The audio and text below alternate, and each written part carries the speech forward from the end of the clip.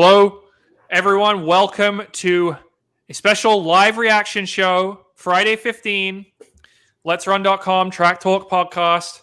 If you're watching on YouTube or Facebook or Twitter, welcome. If you're listening to this as a member of the Let'sRun.com Supporters Club, thank you for your support. And if you are watching live, consider joining the Let'sRun.com Supporters Club. Lovely benefits. You get a free t-shirt. You get discounts on shoes. You get this Friday 15 every week, whether it's a live show on YouTube or not. This is Jonathan Galt of Let'sRun.com. You can get that by going to Let'sRun.com/subscribe, by the way, as you'll see at the bottom of our screen. This is Jonathan Galt. I'm joined by Robert Johnson and Weldon Johnson. We just watched the Memorial Van Dam 2021, the Brussels Diamond League, and plenty of stuff to talk about there. Sifan Hassan has given the world mile record a scare, comes up just short. DSD athletes Francine Niyonsaba and Christine Mboma both use huge kicks to win the 5K and the 200 meters. Fred Curley wins the 100 meters to lead an American 1-2-3. And Aussies go 1-2 in the men's 1500. Stuart McSweyn and Ollie Hoare getting the job done there. American Alicia Monson has run 14:42 as well in the 5,000 meters. Very quick time, number 4 in U.S. history. We'll break it all down. Robert, Weldon, welcome to the show. Glad to be here, folks. Not sure what to say. World Athletics, if there's any officials here, I think we have a problem. That's my big takeaway from the meet. John likes to use the nice word DSD. I like to use the word intersex. We had 2 intersex athletes. I mean, John, look up the number of events. How many women's running events were there at this meet? Someone do the math. I can't count. I don't feel like counting right now. But 2 of them. Well, actually, I do have a schedule right in front of me. So we have... There were four Diamond League track events. There was the women's mile, the women's 5,000, the women's 100 hurdles, women's 200, and the women's 800. So there's actually 5. Sorry, 2 of the 5, which is 40%, won by DSD athletes. Yes. So I prefer the term intersex. I think a lot of people don't understand what DSD is. I do know one thing. So it's 50%.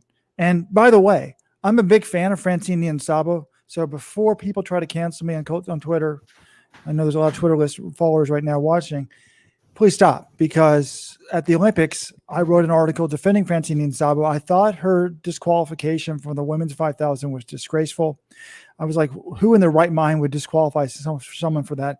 And after watching today's race, where she ran fantastic, by the way, looked like she was going to get 4th with about 150 meters to go, just comes off the final turn and gets the win in 14:25, new national record for her, personal best.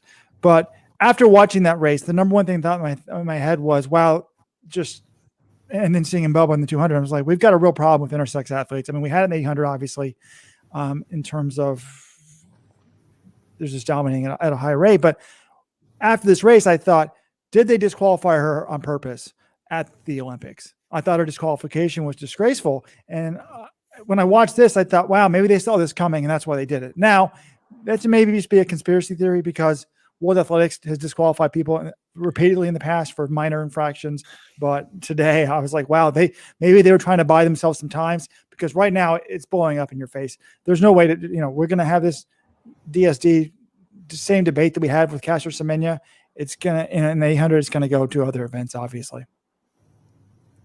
Well, I think the interesting thing is there is still also a segment of the population who believe it's not clear that World Athletics has even shown that DSD athletes have an advantage in the 800. And they're saying, actually, the study they relied on is incorrect, and they need to take away all the regulations. Whereas, I don't know. I mean, we're watching it here. These athletes, they're too good. They've been told you're too good to run the 400 and 800. Remember, Christine Mboma ran 48.5 this year as an 18-year-old.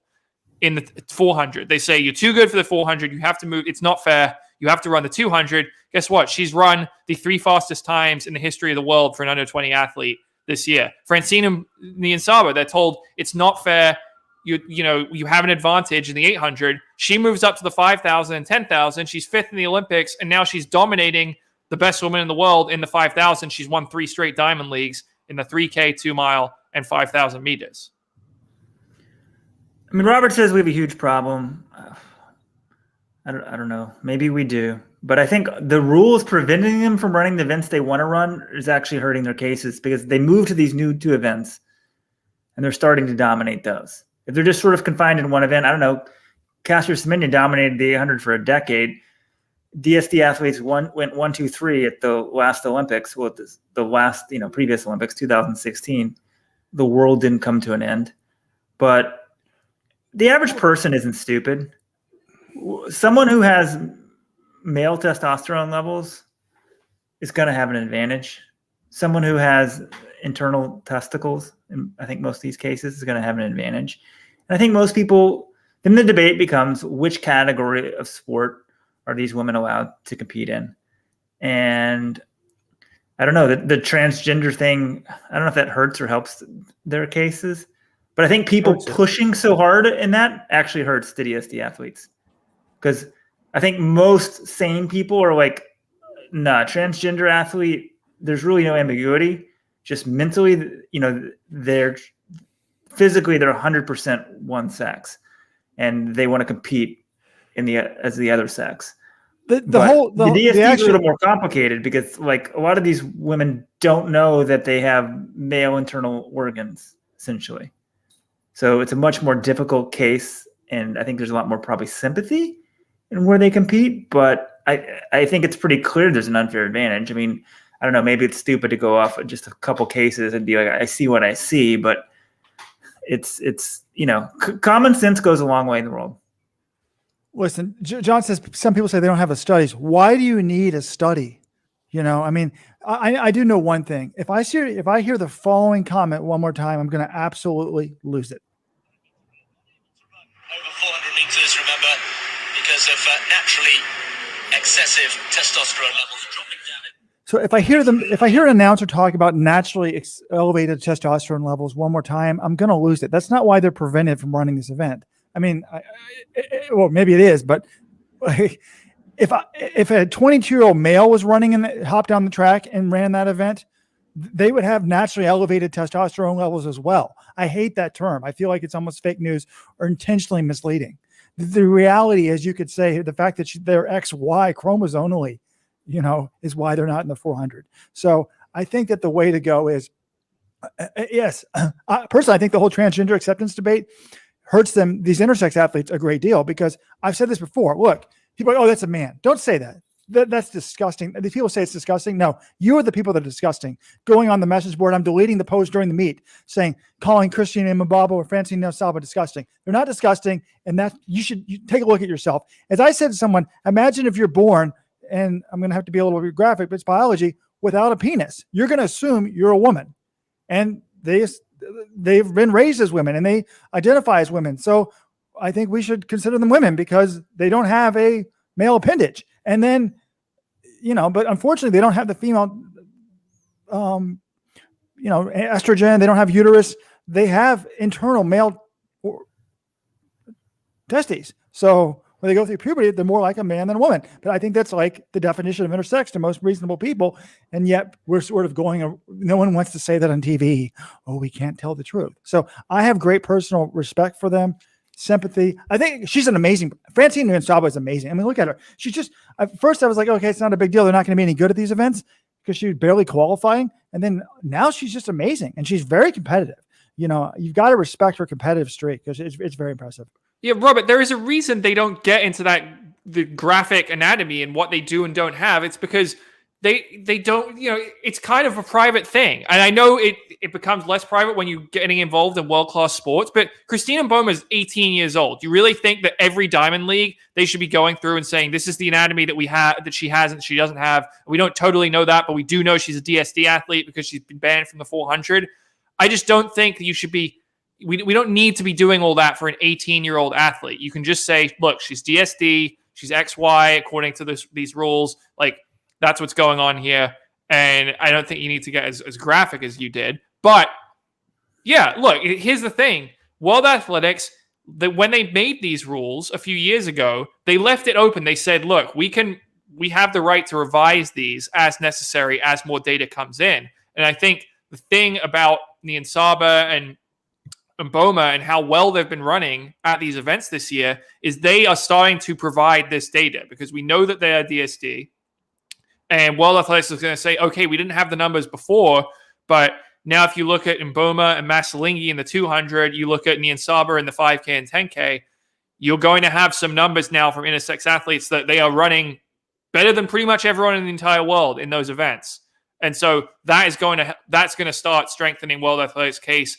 I'm just curious, how soon do they choose to act on it? Do they wait another couple of years until the evidence is overwhelming, or do they try to act now ahead of next year's World Championships in Eugene? And I actually like one thing Walden said earlier when he said, maybe it's not a problem because the world didn't end. I mean, we could just have, we could have Mboma dominating the 200.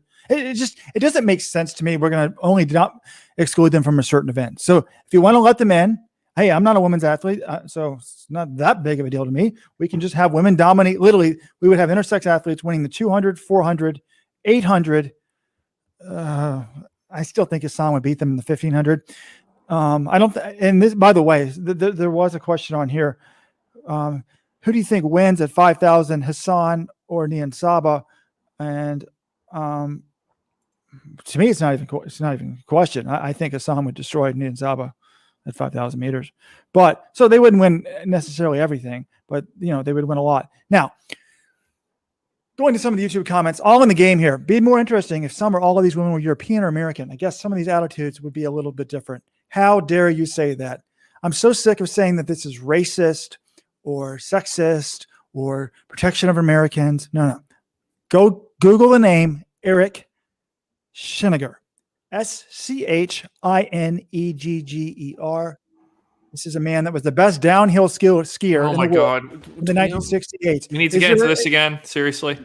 John, well, if you want to yeah, the podcast, please leave. Most people do not listen to the podcast regularly, so whatever. This is an important point.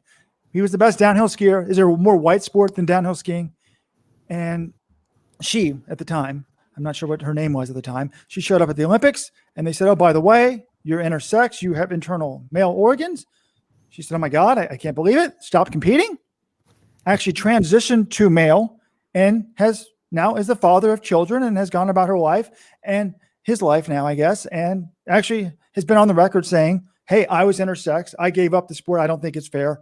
And she has said the same thing about this now. So just want to share that story to people who think that, the YouTube and Twitter and Periscope people who don't necessarily listen to our podcast regularly. Okay, well, we've spent about 10 minutes talking about the DSC thing. I think people get that. This is a major theme of this meet. Can we talk about the actual races? Because these were quite exciting races. Like the Nian Saba in the 5,000, this was a good field. You had Helen O'Beary, who is the two-time defending world champion. She had this, big kick on the last lap. I was thinking, okay, this is O'Beary's she's going to stick it to Nian Saba, who beat her in the 2 mile at Pre, totally destroyed her in the 2 mile at Pre. This was a lot closer.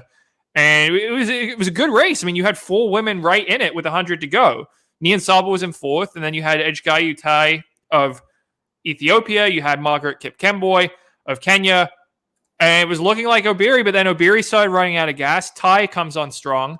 And then Nian Saba, maybe showing her 800 background, she just digs deep and wins this thing in 14:25, PR by 29 seconds. I mean, it was a really exciting race, and you got to give some credit to Nian Saba for just the toughness. A lot of athletes, it kind of looked like, I'm like, oh man, is she just going to pack it in? No, she saw the win was still there for the taking, and she closed hard and won it. I mean, John, I thought she was definitely beat with 100 to go. I mean, she was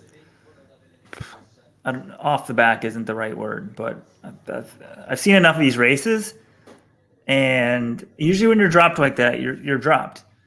But I think for her running a 5K, I mean, she was fit to the Olympics, but I still think she's better at shorter distances. So she did well. She won the 2 mile Pre. She won the 3K in Lausanne. I mean, 8:19 is about as good as it gets. So you think, 14:25 shouldn't be that hard for her. But she's not used to going that distance at this pace, even though it wasn't super fast. I mean, the first 2K was really, really fast.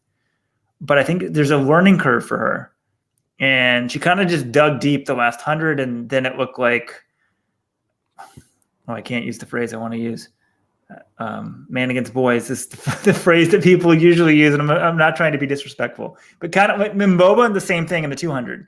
Once she turns it on, at the end, it's like, oh, of course she's going to win this thing. And once Nian Saba kind of found that gear, I was like, oh, she's got a gear that they don't have right now. Now, I think Hassan would kill her at a 5K. I think she's probably outside of Hassan, outside of what? I don't know. A few others. There's probably 3 women better than her right now in any distance event. I mean, Faith Kipyegon in the 1500 would stomp her in that distance. Yeah, so I think Gide, she already beat Gide pre, but I think in the 5 and the 10. What's interesting to me, Weldon, what you said about the learning curve is pretty fascinating because, even though she got DQ'd in Tokyo in the 5,000, she wasn't like at top in that heat, John. Wasn't she like 4? I guess she was. I think she was an auto qualifier, but she was kind of battling for the auto qualifier. I feel like she's very naturally competitive, but I feel like it's taking her. It's amazing she's getting better and better. Well, I guess maybe it's not amazing, but I feel like she's learning. 800 is just a different type of pain. She's not used to like being fatigued for minutes on end. And I think she's realizing, wait, I have more in the tank. Because when she's there and when she's time to compete, she does, an excellent job. But I was really impressed with Obiri. I thought Obiri's going to take this, and then nope, and then, whatever. I do think that one thing was interesting here.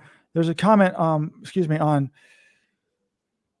from Twitter, and Joykin says, I find myself taking about this, and I wonder if we need to hear if women athletes have a problem. I agree. People don't, I always, Weldon and I say we should change the model of Let's Run, trying to save women's sports since 2000, and it's 3 white males, in this day and age, maybe we're not the best people to be talking about it. That being said, the problem is, Joykins, with that is most women can't honestly talk about this problem. I mean, John, you can talk about this in the mixed zone in Tokyo, but the British journalists were talking to us and they're like, look, no one's going on record from Britain about this because they're afraid about getting completely canceled, completely crucified by the Twitter mob. And this happened in the past when Lindsay Sharp, I think it was, right, John, who raised some issues about it. No, she got Lindsay death threats, etc. And so she didn't even say anything that bad. This was 2016 off the Olympic file. She just said it's been difficult for all of us. She really, if you look at her comments, she's basically like, look, everyone knows what's going on here. I didn't think there was anything really that bad. She tried to handle it sensitively, and she got crucified. So that basically sent every other 800-meter runner or anyone else affected by this, they don't want to say the same thing. And we saw some people crudely when Semenya came on the scene. There were some very insensitive comments from, I believe, at least one woman among her competitors. But yeah, most women don't want to speak out about this. Some of them may genuinely have no issue with it. RJ Wilson never seemed to have a problem racing it. She seemed to genuinely enjoy racing them. But there are probably some women who feel otherwise, but just can't say it because they don't, the repercussions would be rough on them. Okay. I will give you a... This still going on, by the way, right? This world record attempt is live? Mondo, the pole vault's not over. And Mondo, I mean, he's basically said, I think he said he was going to go for the world record basically every time he gets a chance. So, now they have it unofficial. He missed all 3 attempts at 6.19 meters. No new world record. So the meet is officially over. Thanks for ruining it, John. I'm on like a 30-second time delay here, and he's about to vault. He came pretty close in the second attempt. Spoiler alert, he misses the third one too. Can I come up with a wild theory, which I actually think is true, and John may, though, have a heart attack and beg off the podcast. I was talking to a friend today about the vaccine hesitancy. And by the way, folks, I'm one of the biggest proponents of the vaccines in the world. I had 2, and I was when I got 2, and when was that? April? I was saying, I've got Pfizer, but I think Moderna is better. Can I get another one that's Moderna?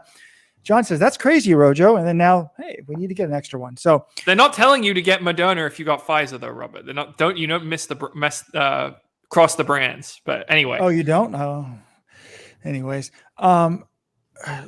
My friend was saying one of the reasons why he thinks that there's vaccine hesitancy is stuff like this intersex debate, the Caitlyn Jenner debate, the Connecticut high school debate, and the sense of these are the same people, the same people that are telling you, well, we don't know that that men have an advantage in high school sports if they if they compete on the men's track team, indoor track, and then go to the women's team for outdoor track. They're not really that much better, or they're only winning a few medals. It's not really scientifically proven yet. These very same people are the same people standing up on the podiums telling people, the science is clear. You've got to take the vaccine. So I do think that this is a real problem for society because That's why I think I'm intellectually consistent. Yes, it's a real problem here. Yes, the vaccines work. Like I switch sides from like, oh, he's right winger. Oh, he's a left winger. These other people are so stupid that they'll tell us that there's no difference between men's and women's sport. I think Seb Coe is hinting at what's going to have to happen. We just go back to what we originally had. There was open athletics, and that's basically men or whoever's good enough to have it. I mean, Safan Hassan could run in some meets, and then we have a special category like they do in the Paralympics. They have like a ton of different categories, and you have to meet certain things to run in this category. If you want to run in the category, which was used to be known as women's athletics, you probably need to be XX chromosomes. That's where I would start, or etc. And you just define it that way if you want to do it. Or if you want to have intersex, that's fine. But then when it's not as interesting and people aren't paying as much attention to it, don't blame me that women's sports isn't as popular as men's sports. Okay, Robert, that vaccine take is like one of the most harebrained theories that's ever been proposed on this. He's basically, this person or you are just lumping all scientists together and saying that there's no difference between a scientist advocating for one position about one thing and a scientist advocating a position. If they're both scientists, therefore they're arguing they should be crucified the same way. It just seems absurd. No, but the insanity to deny that we need, or the insanity to insist that we need studies to prove that there's a difference between men and women and people with functional testes and those that don't have functional testes, whether you want to call them men or women, is insane. Call me crazy. I would like evidence to back some of the rules that they pass when you're banning an entire category of women. I don't think it's insane for them to ask for studies. It's also, you need the studies to hold up in court. They had rules like this before, Robert. And remember, they got lifted back at the end of 2015. And that's what allowed Semenya and Niyonsaba and Wambui to dominate, because they basically were told, hey, these rules aren't strong enough. They're not backed by evidence. They're not substantiable. You can't keep them. And so that's why they needed these studies, because they knew if they didn't have any evidence that it would get stricken down by the Court of Arbitration for Sport. Fair enough. All right, let's get back to the meat. Enough intersex talk. We've done the 5,000, I think. Anything else there? I think we should talk about Alicia Monson here, because it's interesting. We had Dathan Ritzenhein on the Let'sRun.com podcast earlier this year, and he's saying, I think she could run 1440 right now. I think she's one of the biggest talents ever in American distance running. And I'm like, okay, she won one NCAA indoor title at Wisconsin. She was a good runner in Wisconsin, but not like, I didn't think Alicia Monson coming out of college was like, oh my God, this unmissable talent. And within a year, I think Dathan's been proved correct. She is a very, very big talent. She was an Olympian this year in the 10,000 meters. She's only 23 years old, and she has now run 14:42 for 5,000 meters. That would have been the American record as recently as 5 years ago. There are only 3 women who've ever run faster from the United States: Shannon Robery, Carissa Schweizer, and Shelby Houlihan. And she's faster than Shalane Flanagan. She's faster than Molly Huddle. I mean, 14:42.56. Now, look, she got 9th in this race. She was really not it's interesting. I was watching this race, and then I see her across the finish line. Wait, Alicia Monson was in this race? I didn't even realize, because she was so far back from the leaders. But that's a fantastic run. 14:42 at age 23. Terrific run by Alicia Monson. I mean, it's a good run, John, but she ran 14:48 this year. So, at pre. So it's not that far out of what she's done. Ritz was proven right. It's kind of crazy. So she should go get the indoor record. The indoor records, she should just shoot for this. This would be great for the brand. And remember, everybody, the Road to the Trials is sponsored by On. We still got some free shoes to give away if people want to have nice comments. Well, or call. What's the phone number, Robert? The next audio on the Real podcast, we'll get a free pair of On shoes. 1-844-LET'S-RUN. Hit secret option 7 to leave us some audio. Next audio we play, we'll get the free On shoes of your choice. But yeah, the indoor record, 14:47 by Shalane Flanagan. John, one thing though that didn't exist 5 years ago is super shoes. So I don't know how many seconds you want to take off. Maybe 10. I'm just throwing a number out there. But she was up there till 1,000 to go. I guess she probably wasn't up there the first 2K, because the first 2K of this race was crazy. Then it slowed back down. But there was 10 women to go with 1,000 to go, and then they kind of pushed the next lap, and she was the first one to drop off. But it's great because we sort of need a next generation. If Houlihan's ban is going to be, well, not permanent, but for 3 years, we really don't have. I guess we just had Molly Huddle get a bronze, but we don't have the Flanagans, someone of the Goucher level on the track that we had. So we need someone to sort of step up and fill the void. And some of the other Bowerman women have run pretty fast. So Carissa Schweizer's run 14:26. So yeah, but just 16 seconds faster. Vanessa Fraser's run almost as fast indoors. Elise Cranny 14:48. Oh wow, Robert's good friend Regina Jacobs 14:45. Okay, but yeah, I think that's enough for the 5K. No, Robert, I don't know. I need to make a few points here. First of all, if you're just joining us, you're listening to a fresh special live edition of the Let'sRun.com Friday 15 bonus podcast. Normally, this is only for our VIP supporting club members. If you want to join the supporting club, go to Let'sRun.com/subscribe. You get this every week as a podcast in your feed.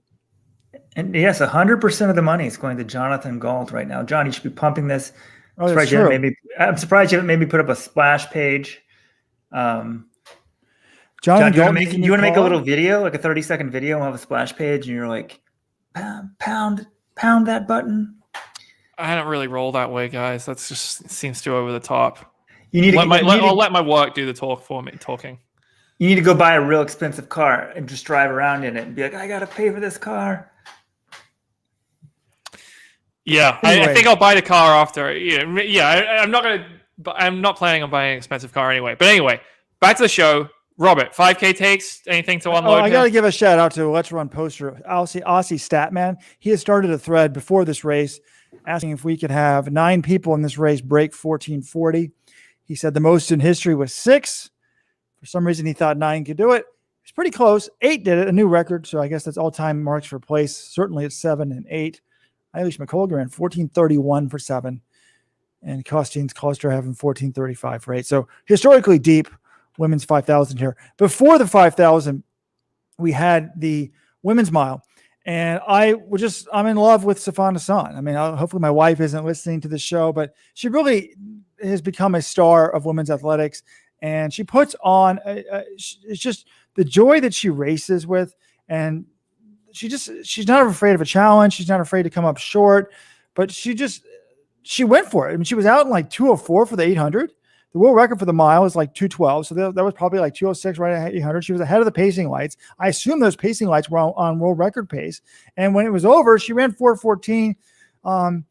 It was really interesting to me. I mean, I agree with Tim Hutchings in their national feed. He's like, that was a world record attempt. The other announcer, John, Chris, help me out with his last name. Chris Dennis. I don't know what he was doing on this meet, because he's like, I wouldn't call that a world record attempt. They have pacing lights at world record pace, and then she goes with it, and she comes up short. He doesn't call it a world record host. Now, John's going to probably point out after the fact, Hassan said it wasn't a world record attempt. I think it was a world record attempt, but it just wasn't the main focus of the meet. When you go out under world record pace and you have the world record yourself, it's kind of a world record attempt. I mean, the way I would say it is they basically set the pacing lights to world record pace, but she probably wasn't going into it thinking like, she was just like, oh, this is a race, I'll follow the rabbits. Like, she's probably not thinking my main goal is break the world record. She just said she wanted a fast time. If you set it to world record pace and go out on that, you'll end up with a fast time. That's what she got, 4:14.74, number 5 time outdoors ever. It was a good run, and I think she was supposed to run the 10K here and go off the world record there, and she just decided, I was tired after pre. I'm going to drop down. Try after the Olympics and pre. I'm going to drop down. And she comes out and runs a really, really fast mile. She now has 3 of the fastest 5 miles ever outdoors. And she said she's going to do the Diamond League final, the 1,500, next week in Zurich. So that'll be fun. One more Hassan Kipyegon showdown maybe. And then behind her, you had Aksuma in Bai got second. I was kind of surprised by that. She hasn't really done anything this year. She's run like 4:08. Hers was her fastest 1,500. She gets second in 4:21. Lyndon Hall, Australian record in the mile, 3rd place, 4:21.38. And then you had the Americans, Elise Cranny and Josette Norris, both acquitted themselves pretty well. Like, they were right in the mix for that runner-up spot. Both of them got personal best. Both of them now top 10 all-time in the U.S. 4:21.90 for Cranny, 4:22.71 for Norris. And it's interesting, like, Americans, neither of these women even ran the 1,500 at the Olympic trials, yet they're up there in a Diamond League. I know it's a little bit watered down Diamond League, but they were right up there with a bunch of Olympic 1,500 finalists. So it's some pretty good depth from the American women's 1,500 runners. But when you see this race, it's crazy. I mean, I guess I should use a proper terminology. A woman amongst girls. I mean, it's like two different races. It's like two different worlds going on. It's like parallel universes. I mean, it was crazy. But yeah, when you go out at world record pace with the lights, the world record attempt in my book, the third lap's what cost her. But I mean, she's having an epic season. I mean, she misses the 5K world record attempt. And we're kind of disappointed. And this one, I guess I'd heard it wasn't going to be a world record attempt. I just kind of figured she wouldn't go for her world record. But then I'm like, oh, she's not running that fast. And she's pretty cool. You know, it's got to be like a top 5 time or something. I don't know what it is. Top 10 time for sure. 5th fastest all time. So nice run. The sport needs Sifan Hassan. Thank you, Alberto Salazar. Thank you.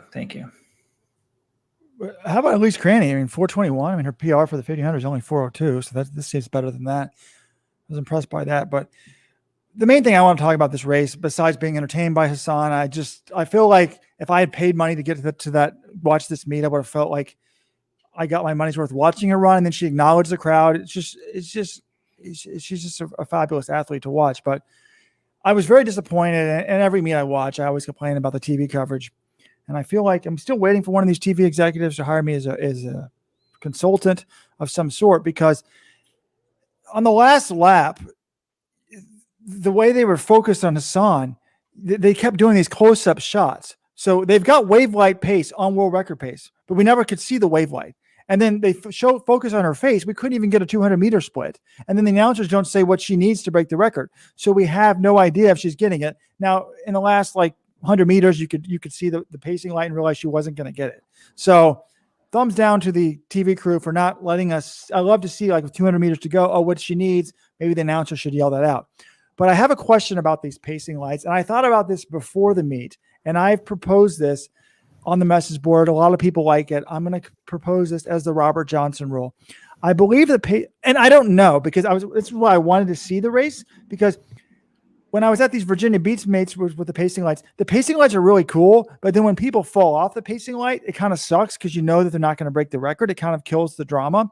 So, or if they're breaking it, you know that they're going to get it. Normally, when you're watching a world record attempt as a track fan, you sort of got that doubt the last 10 seconds of what's going to happen? Are they going to get it? And that's part of the fun. So I was wanting to see what it was going to be like. Was it going to kill the excitement? Was it going to make it more exciting, etc.? But the Robert Johnson proposal is, or this, I'll phrase it as a question, but it could be my proposal is, should we require that the wave light be turned off for the final 400 meters? What do you guys think of that idea? I think it's brilliant. I think actually they probably should turn it off. That is a good idea. Well, I mean, I don't know. It might help at least the last 200, because I still haven't figured out exactly how the lights work, at least this one, because there's a range. But I knew she wasn't getting the record, because I could tell she was behind any sort of light. But yeah, I think at some point turn it off. Yeah, I kind of like it, especially because a lot of the people involved in these pacing lights, I've talked to Jos Hermans about it, and he says the idea of the pacing lights is not just for the athletes. He's trying to say this is for fans to understand how fast people are going, to give them context. And I think if this is a fan-oriented mechanism, I kind of agree, Robert. I think it adds more drama. I hate when in some marathons, like Breaking 2, I think they did this, I think Breaking 2, they turned off the clock on the screen to see whether he was going to do when, Kipchoge was coming out to the finish line. I didn't like that at all, but turning off the pacing lights, I think I do like it. It adds more drama to the last lap. I think I'm in favor of the Rojo rule. Although in swimming, which I know nothing about, I just like to see, even at the end coming in, I'm like, oh, he's barely behind the line. I kind of like not having the drama. So right. On swimming, I do like to see the line as well. I agree with Will, and that's an interesting point. But the difference is the swimmer doesn't see that line. That's another key point. Swimmers just has no idea. They still have the drama of looking up to see if they broke the world record or not. Fair enough. All right. Should we talk about the men's 1500? This one, it seems like if you have a race in Europe between 1500 meters and 3000 meters, Stuart McSweyn will be in it and finish in the top 3. His consistency is just pretty remarkable to me. And this one, it was interesting because Stuart McSweyn, we know he likes to run near the front of races, and he was up there the whole time. But then, right at the bell, Mohamed Katia, the 328 man from Spain, he passes him, and you're thinking, okay, Katia, he didn't run that great at the Olympics, but he's back now. He's going to win. Nope. He totally fell apart over the last 100, and he ends up fading. Stuart McSweyn comes through for the win, 333.20. Ollie Hoare, his fellow Australian, 333.79 for second. Katia finishes down the field in seventh. Not really a factor. I thought it was an impressive run. I mean, Stuart McSweyn, he's just so good and so consistent in these kind of races. You know what you're going to get from him. And you look at the races, he was third in Gateshead, second in Doha. He was first in Oslo in the mile, fourth in Monaco, seventh in the Olympics, and second at the Prefontaine Classic, and third in Lausanne. So just pretty crazy. He was ranked Gateshead twice. He was third in the 1500 and second in the 3000, and then he won today. So that's so many top three finishes from this guy in Diamond Leagues. He just brings it every time out. Well, Jonathan's been going on his monologue. I've been putting up some of my favorite comments, including one from Dave Reed wearing the Let'sRun.com t-shirt on his Twitter profile. Amazing stuff. Wait, Robert, anyway. I have a question for you. When you talk uninterrupted for 2 minutes, it's cool, but when I do it, it's a monologue. What separates what I do from what you do? That was rude, John. I'm sorry. No, it's all right. I just want to know if there is a difference. Am I just boring, or it's actually, you know? Can we get some YouTube comments? Everyone, how does my face look? You see the light on my face? Because I have a $75 light in front of me, and I gave John the same light when we were in Tokyo, and he doesn't use it. So I'm just upset with John. I'm trying to help you out. But no, okay, this race, John, was interesting to me for a number of reasons. First of all, the winning time was very unimpressive. And the last lap, John Kellogg came over from his desk and watched it with me, because unless I set up the streaming on a PC right next to him, he doesn't want to bother, and he'll come over to my screen to figure it out. But he's like, those splits can't be right. And I'm like, what do you mean? He's like, well, by the splits they were announcing on TV, he's like, the last lap would have to be 57. How can it be that slow? And I went back and timed the last 400, 57.5. He went 29.28.5. So to me, someone's like on the Let's Run forum afterwards, like, does McSweyn finally have a kick? I'm like, no, this is just not as good as the fields you normally find in the Diamond League. I'm happy that he won. He races a lot. He deserves to win, get the money, etc. He's a great competitor. He's always bringing it. It's good for the sport, but he didn't suddenly develop, a big kick. A 57.5 is not that impressive. The other point was, someone said I'm probably celebrating because I'm not the biggest fan of Mohamed Katir. I find his rapid improvement a little bit suspicious, but I thought he was just going to dominate the 5,000 in the Tokyo, and he didn't medal. And then I was like, what's he going to do here? And for a while, he took the lead. I was like, oh, is he going to be the same guy? And then he looks like a shadow of himself. And the more I thought about this, I'm like, this makes sense. This is a guy that's been like a C-rate athlete up until this point. This is a guy that's never even medaled in the Spanish championships before. He's probably, when would he ever be focused on racing well in September? His season probably ends normally in June or July, so he's months past what he's used to. So he got in the shape of his life early in the season, is now sort of on fumes. And with this 1500, I was sort of wondering with McSweyn, I'm like, he knows Ollie Hoare's right behind him. And I'm like, oh, if it's a non-Aussie, does he not beat him? I'm like, oh, he looked like he had more of a kick. I'm like, I wonder if that's because it was an Aussie, so he's just like, I have to beat this guy. But I think the real story was the field wasn't as good. So even though they actually didn't run that fast at the last lap, it is a pretty moderately fast race. Just there was nobody else there. But good for him. He's been up at every race to get a win in the Diamond League. Half a life is showing up. So he's been more than showing up this year. Yeah, well, he won in Oslo earlier, and he ran 3:48, Australian record. He gets a win. If Cheruiyot or Ingebrigtsen's not in the field, he could be the favorite in a lot of these races, especially with how they run in the Diamond League, fast and, from the front. And, well, it's interesting. I always thought, like, when I was racing, and this was, nothing close to world class, but yeah, if I saw like another Heps guy in a race I was going up against, I would always like dig a little deeper and just be like, oh, I got to beat that guy. So I did see McSweyn. I think he took a quick look over his shoulder with like 100 to go, and he saw Hoare. I got to think that he can dig a little deeper, but pro athletes always, I think they can probably just dig deeper than most people anyway. So I don't know. But I'd like to think he saw Hoare and he's just like, oh, yeah, got to get this guy. Yeah, for sure. For sure. I mean, John, who do you want to meet first besides your countrymen? It's your own teammates. And then it's people on the other team, right? Like no, that's the... Well, let's be totally honest. If I saw another Dartmouth guy in the race, I'd be like, hell, if I'm losing this guy, I'm not going to let him talk shit about me the next week at practice. Like, that's the guy you would really, really want to beat is your own training partner. Yeah, I wonder. So Eric Hawkins, he's a Supporters Club member, John. He was the number one guy on my high school team. He was like top, I don't know, 15 in the country, top 10 in the country. I mean, I was a spare. I didn't break 5 minutes of the mile until my senior year.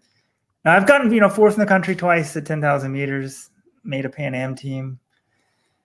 I don't know what my claim to fame is, but probably my biggest accomplishment was when I beat Eric Hawkins for the first time. I was just like, fuck yeah. Excuse my language, everybody. So it was downhill. Everything was gravy after that. Yeah. That's why I got so much better in college, people. All right. Final distance event we didn't discuss yet. Wait, John. Seth Lewis on YouTube. Is that the Seth of the USTF CCCA? Does he work there? Am I getting him confused? I think you're confusing him with Tom Lewis of the USTF CCCA. Yeah. Who's a better distance runner, Craig Motram or Stewie McSweyn?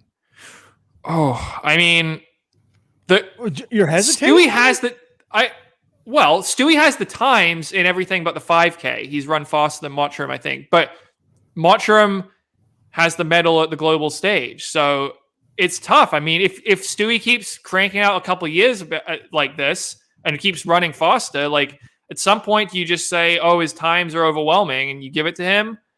I don't know, but Motram got it done on the biggest stage. He had the silver at the Commonwealth Games behind Choge, and he got, he's run faster at the 5K. He has the bronze medal from Worlds. So I guess it's probably, you think it's Motram slam dunk, Robert? Yeah. So, I mean, I want to compare just mainly because of the medal. I assume that we do have Akili Mahil here noting, sorry if I mispronounced your name there, Craig Mottram's 2 mile is insane. And that's a good point as well. He ran that at the pre-classic and I think 8:07, if I recall. How fast did he go there? 8:03. Yeah, that is pretty freaking fast for a 2 mile. Motram also had like the big balls comment on NBC. So you get bonus points for that. All right. Women's 800. Natoya Gould gets the win. This one was tight.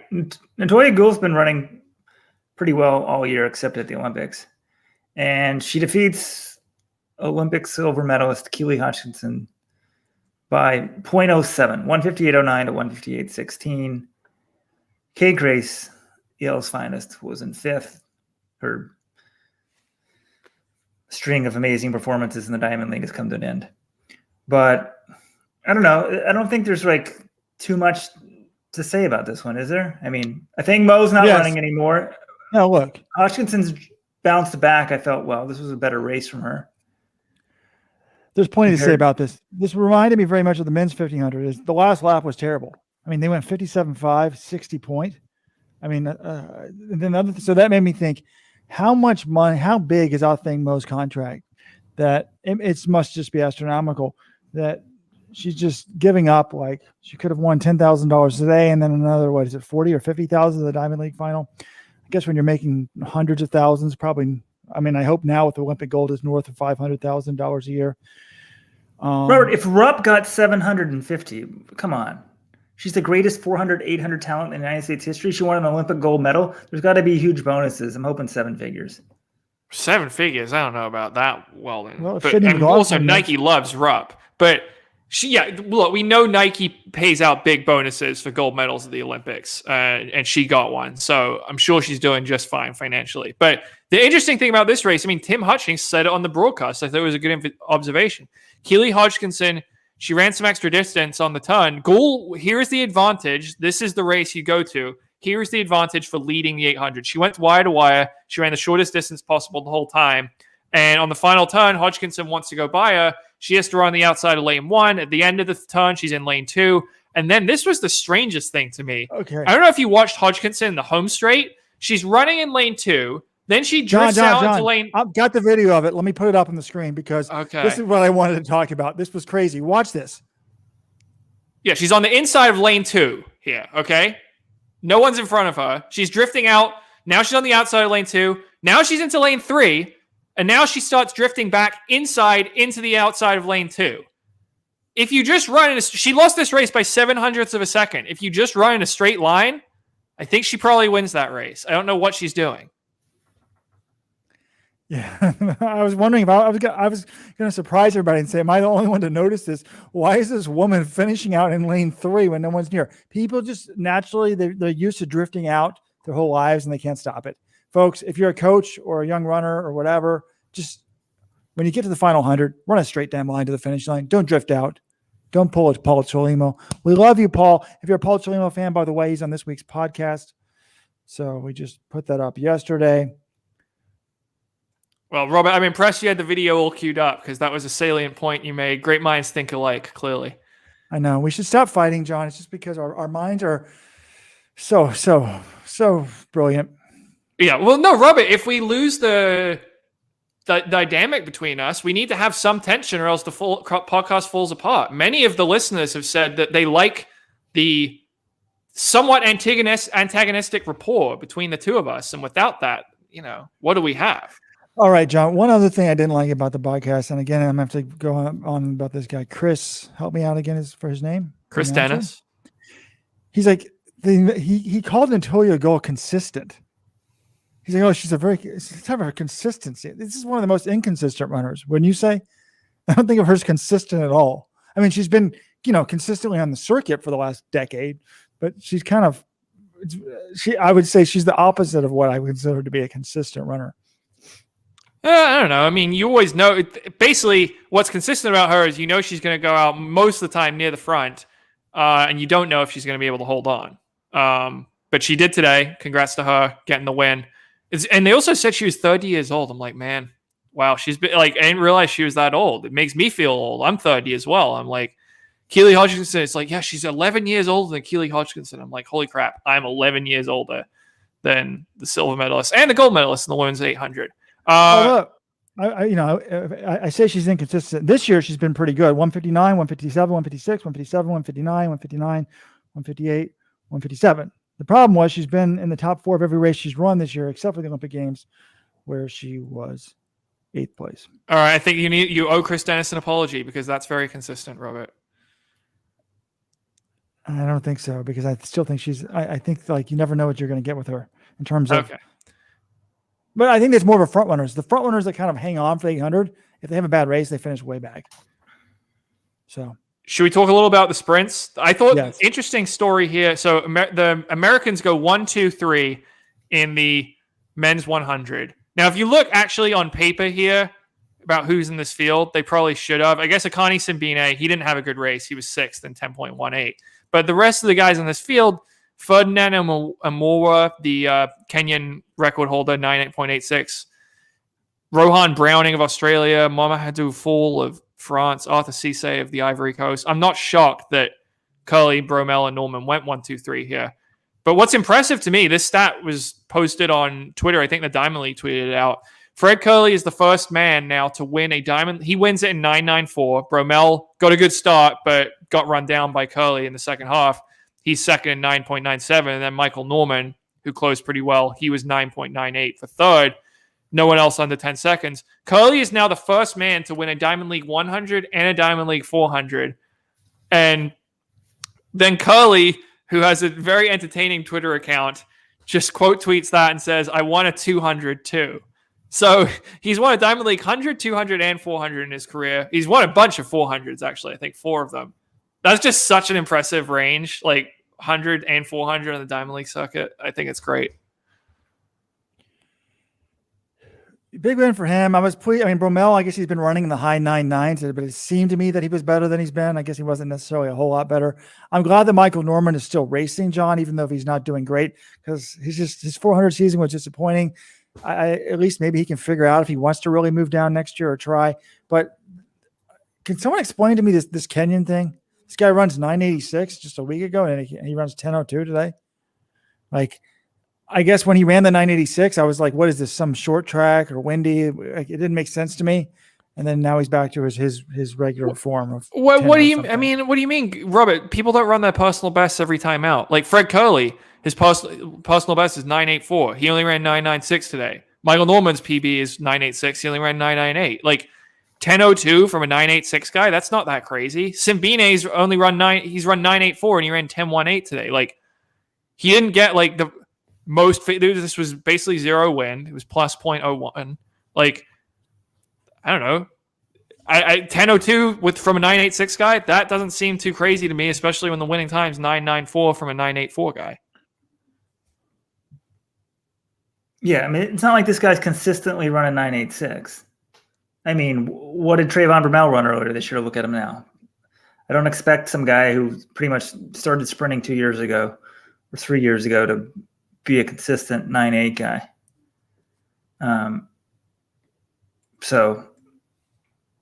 Well, all in the game is bringing it on Robert now because Robert went off in his DSD tangent. But earlier we were talking about the DSD people, and all in the game said, like, look, the girl who's getting fourth or whatever, not medaling, no one cares about her. And yes, it's true. We care about the top people, but I don't know. We had some transgender people running varsity at, what was it, Montana State? She's taking away a spot of someone who's more deserving, in my opinion. So, of course, we're going to focus on the person winning. I mean, it's a winner-take-all society, but it doesn't mean that – I guess it just depends on what you want to do and what you want the competition to be for. But if all the DS people got fourth, I don't know. I think it just shows the nature of sport. Yes, we care if they're winning more so. The winner gets way more attention. Yeah, all of the games had some great comments.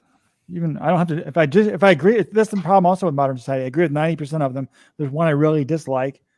And then people act like I hate him.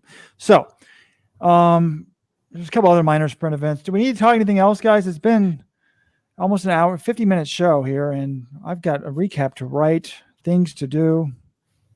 Yeah, we didn't really address the women's 200, the specific race with Christina Mboma winning. We did talk about the DSD angle at the start, but this was, it was fairly typical of the races Mboma has run this year. She did not run a great ton.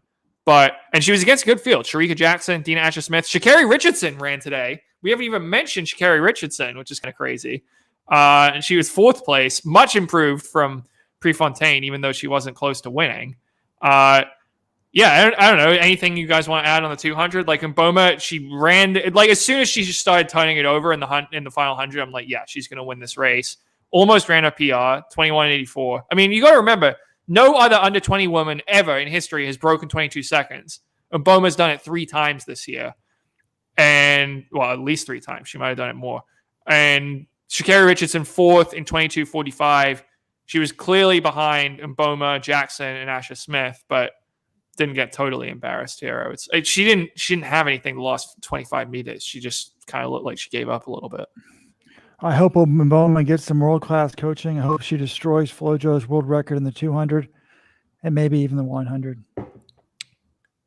Oh, Rose Runner notes Michael Cherry getting the win in the 400. Yeah, we should give some love to Michael Cherry. He's had a great season. Robert had a great stat about Michael Cherry.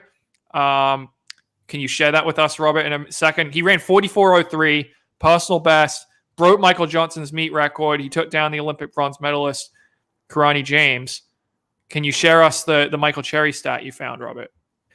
Well, I unlike Jonathan, when I'm in the mix zone in Tokyo, Jonathan only talks to like the American stars or the international medalists. I talk to the sprinter and also mainly distance runners. I talk to the sprinters, to everybody. And I kept talking to Michael Cherry, I guess I forgot why, but